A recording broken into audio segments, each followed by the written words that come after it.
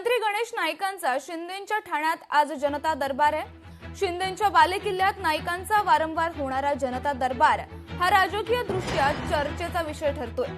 गणेश नाईकांच्या माध्यमातून भाजप ठाण्यात शिवसेनेवर वरचढ होण्याचा प्रयत्न करत आहे का, असा प्रश्न आता उपस्थित होतोय। तर आताची महत्त्वाची बातमी आपण पाहतोय।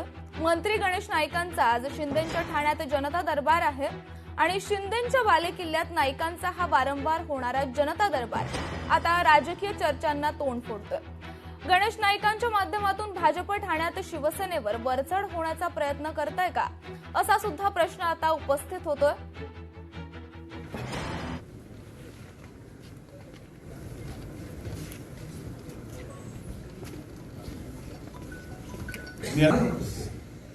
मग ते बोलले की मी पुन्हा संपूर्ण त्याची तपासणी करतो। लोकशाही मराठी ऐका, पहा, जागरूक रहा।